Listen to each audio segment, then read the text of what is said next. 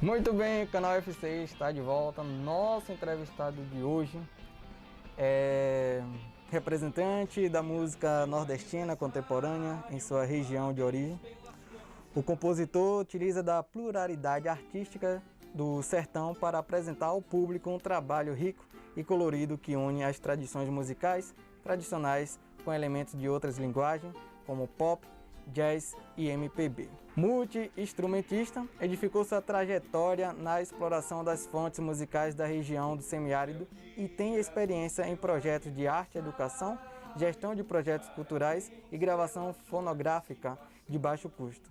Dentre seus principais projetos estão a formação das bandas Confraria Giramundo, que eu tenho um CD em casa, muito bom, em Salvador, o Cisco, em Ribeira do Pombal, e o duo com Idiane Reis e Rafael Villanovas, que é o nosso entrevistado de hoje.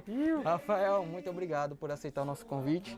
Pô, eu que agradeço, né? Primeiro, lhe parabenizando por retornar à internet, porque eu, sinceramente, acho que o seu grande trunfo, assim como comunicador, era esse canal que revela a cidade para nós moradores e para visitantes também. A gente estava meio órfão quando você foi para a rádio e tal, que fez um trabalho ótimo também, mas eu acho que, sinceramente, seu grande trunfo é o que você faz na internet. Acho demais. Muito obrigado, Rafael. A pergunta que eu deixei aqui estava no release. Rafael que produziu o próprio release, porque ele é o cara desses. Rafael, eu quero me entrevistar, o cara já me deu o texto pronto já. Isso que é bom trabalhar com um cara que tem esse talento todo. O tempo de carreira, mas antes o gosto da música e o tempo de carreira, né? Gosto por música eu sempre tive desde criança, mas pensar isso como uma profissão, encarar a música como profissão, se deu mais ou menos na adolescência, com 14, 15 anos, quando eu comecei a montar as primeiras bandas na escola e tal. E vi que era bom, vi que era legal e achei que eu podia me esforçar para transformar isso numa carreira, né? Não foi fácil no início, porque acho que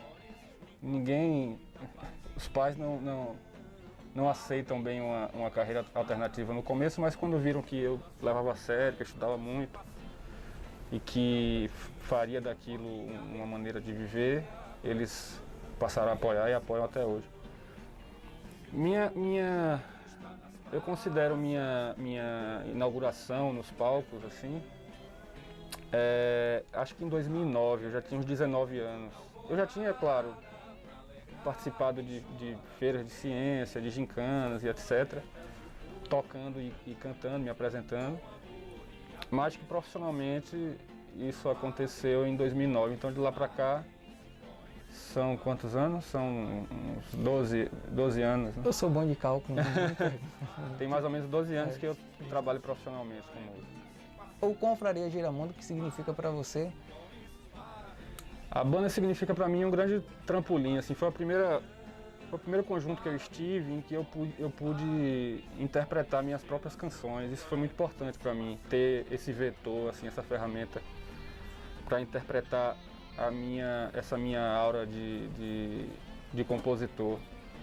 E foi a banda que me profissionalizou de certa maneira. Foi com ela que eu gravei meu primeiro CD, o primeiro CD da banda já contendo minhas músicas. Foi com essa banda que eu enfrentei grandes palcos, assim, grandes públicos, shows importantes. E é uma banda que está no meu coração. Infelizmente eu não pude continuar, tive que vir para Cipó, voltar a morar aqui em 2013. É justamente o ano daquele carnaval que você viu a gente tocar. Mas eu tô sempre frequentando os meninos, sempre que eu vou a Salvador a gente se encontra, já toquei com eles também, a banda continuou sem mim. Hoje está com as atividades paradas, mas durante muito tempo continuou tocando em Salvador. E eu sempre fui lá, fiz participações, Idiane também já foi. Então a Confraria para mim foi um berço. Eu já comecei muito bem, assim, porque os músicos excelentes, foi uma grande escola. Não posso deixar de citar Daniel Bulhosa, que era baixista da banda, que me ensinou muita coisa. A convivência com o Pedro também me abriu muitas outras janelas, assim. Então foi um grande berço. Eu já iniciei profissionalmente na música botando o pé na porta, assim, sabe? E aí foi massa pra mim isso aí. Hoje vivemos num momento assim, para quem é artista, né, um momento muito difícil, não só para quem é artista, mas todo segmento, né, pela questão da pandemia, né, esse Covid-19, e nós imaginávamos que 2021 seria um ano totalmente diferente e está sendo, só que infelizmente para pior, né, estão passando por um momento muito difícil, um dos mais difíceis da pandemia. Aproveitar o momento e deixar aqui minha solidariedade à família, né, que perdeu o seu ente querido. Nós estamos gravando essa entrevista aqui no sábado, onde foi confirmado mais um óbito por Covid-19, mais um cipoense, né, que estava em Aracaju.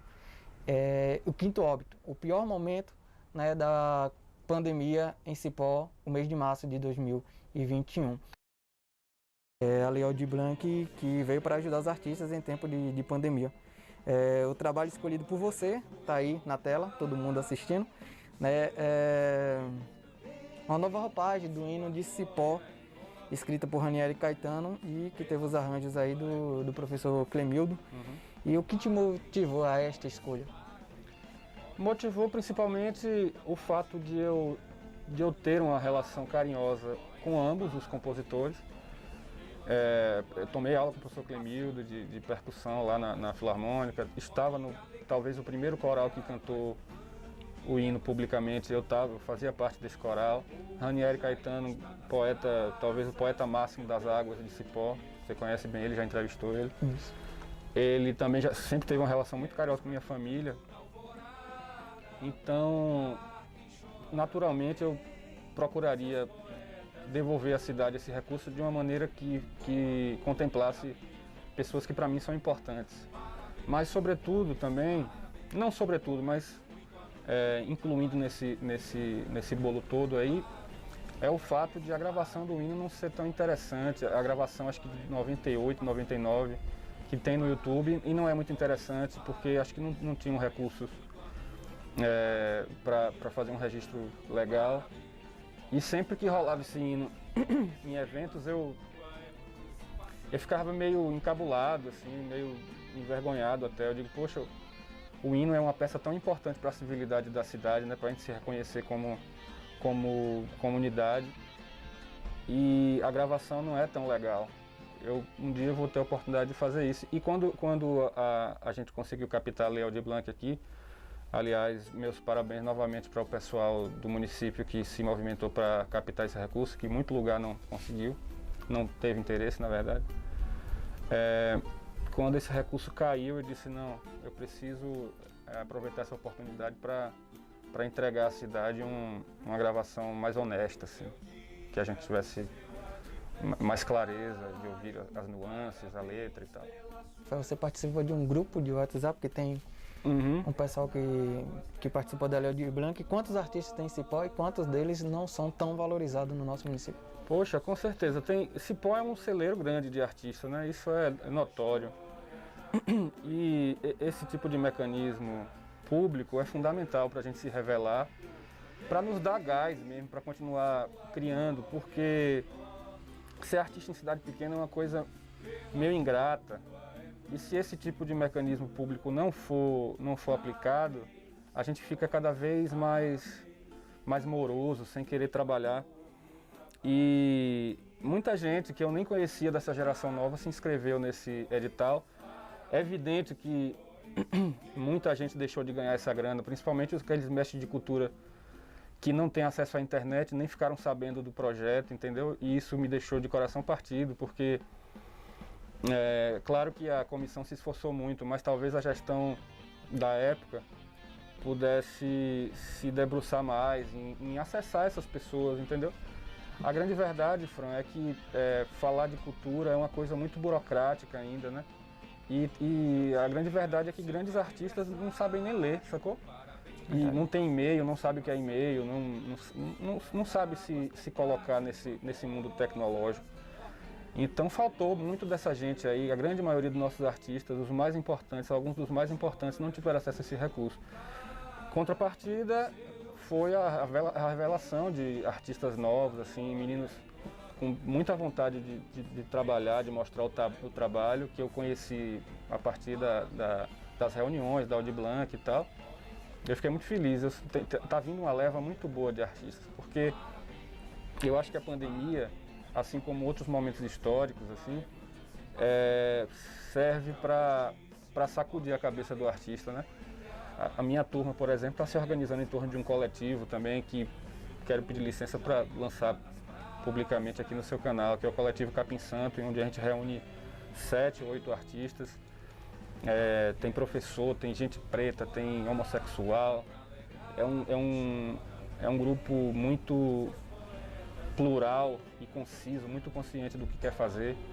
A gente pretende, claro, respeitar o passado da cidade, mas construir uma coisa nova em cultura aqui, sacou? E eu acho que se não fosse a pandemia, não... É evidente que ninguém queria uma pandemia, né? Mas se existe uma coisa boa para tirar disso foi justamente isso, né? De sacudir os artistas. A gente voltar a ter tesão para produzir, sacou?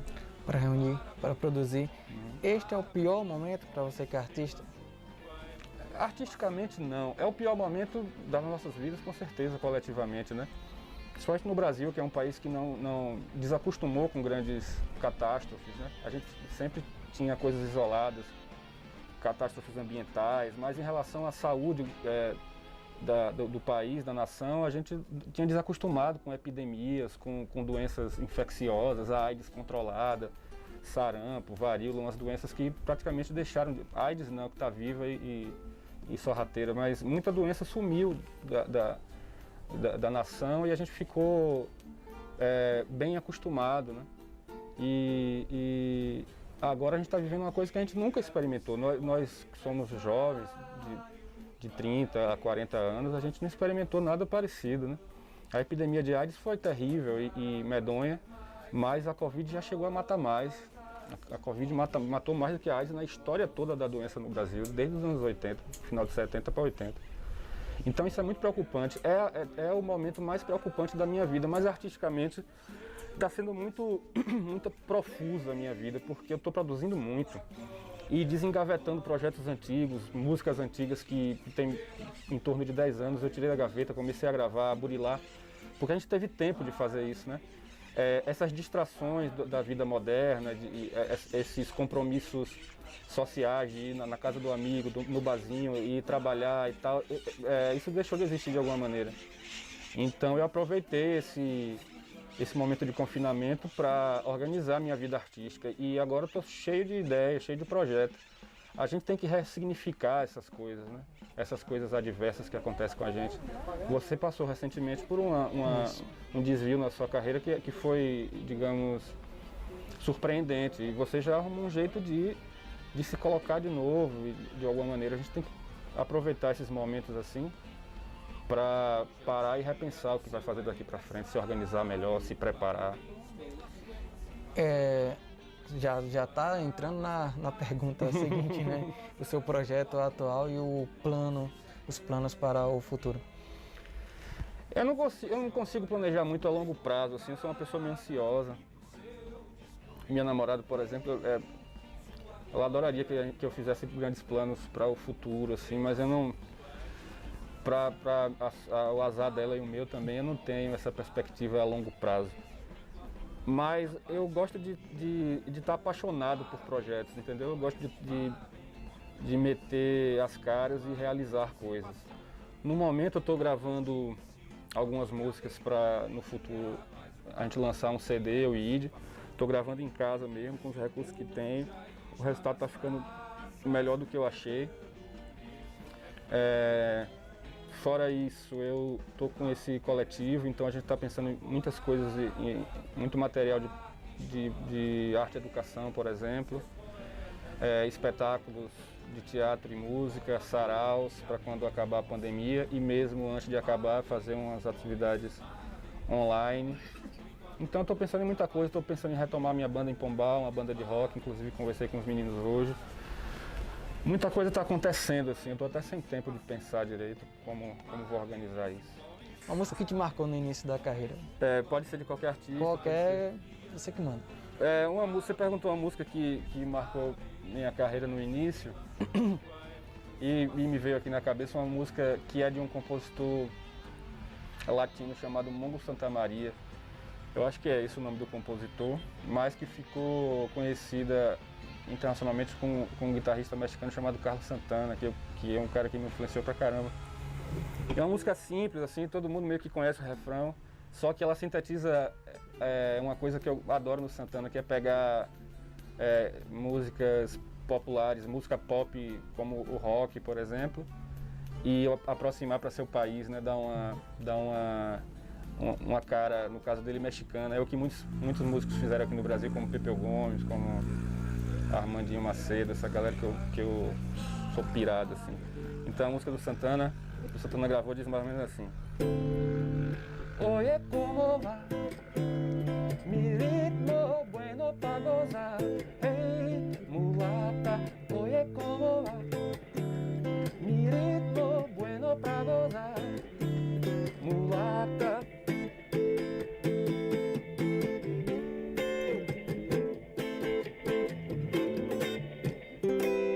É algo assim. Muito bem, se eu pegar isso aí eu não faço nada. Rafa, aproveitando, deixa aqui seu recado para quem está aí. Você fala da nova safra, né, que está aparecendo em Cipó. Um recado para o iniciante do mundo da música, não só no mundo da música, como também da cultura, né? Você falou em teatro, você falou em diversas outras situações. Certo. Eu preciso ser franco, assim, quem se interessa por esse tipo de coisa e quer levar isso para frente como uma alternativa profissional de viver, não é fácil, não. Você vai sofrer algum preconceito, provavelmente até dentro da família, pessoas que não consideram o fazer artístico como algo relevante para a vida profissional. É natural que os pais queiram alguma segurança, né, para os filhos e tal, e indicam para os filhos carreiras mais caretas, assim. É natural, eu provavelmente, se eu for pai, eu vou ter essa preocupação também. Claro que incentivando todas as potencialidades artísticas do meu filho ou da minha filha. Mas não é fácil mesmo. Fora o preconceito, tem uma dificuldade de arrumar trabalho, de valorização financeira. Você bem sabe que trabalhou com produção cultural, então no começo principalmente vão lhe oferecer trabalho e não vão lhe oferecer dinheiro. Tem sempre um jeitinho, né, que o artista da terra principalmente, chama ele que ele faz lá e tal. Tem essas coisas, você precisa se impor e precisa se apaixonar pelo que você está fazendo. Tem que estudar muito, tem que se aplicar, se esforçar para tirar o melhor que você pode ser, sacou?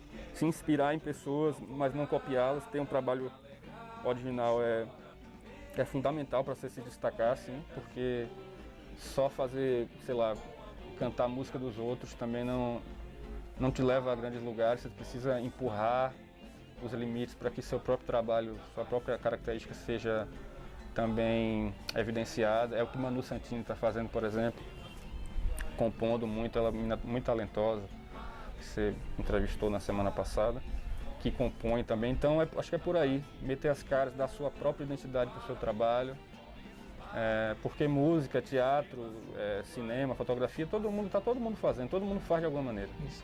Qual seria o seu diferencial, né? Você precisa pensar no conceito do que você quer transmitir. Eu acho que isso é o mais importante. Rafael, muito obrigado. Deixa aqui suas redes sociais para quem nos acompanha seguir também, Rafael. Eu não sei bem, eu acho que é @vila.rafa, meu Instagram. Mas Francisley bota aqui no... Eu vou botar na descrição do vídeo, que o Rafael é que nem eu. Às vezes avoadinho. dá uma bugada aqui no... Mas procura Rafael Villanova lá, Cipó e tal, que vai aparecer. Tô no YouTube também, tô no Facebook, é só dar uma procuradinha. Pronto. Rafael, agora finalizar com música nova, quero spoiler. Aqui tá muito massa aqui o local, né?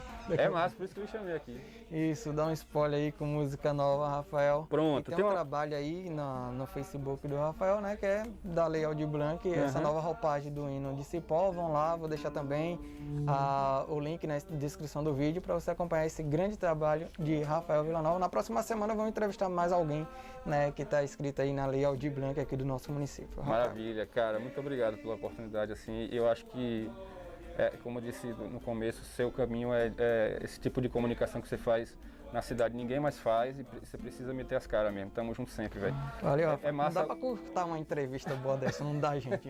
Me desculpa. É vai ficar massa. longo, mas não dá. Eu vou ter que me estender um pouquinho.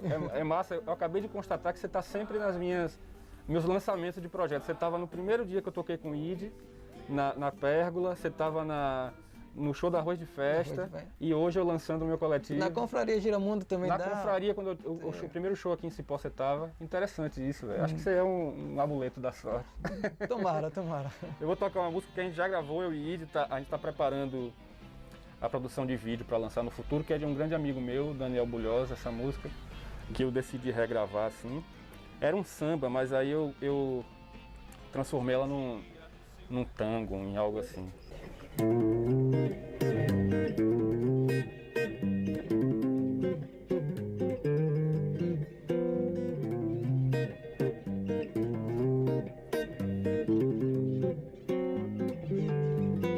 Não confunda não, Senhor, não é mais uma história de amor, não é. Não ria, por favor, de mim, pois é que hoje eu volto só no frio a pé. Não paro de pensar, porque ela me deixou. Se foi um novo amor, se foi algo que eu fiz, por que não me falou? E quis deixar assim, esqueço tantas coisas, só que de você eu nunca esqueci.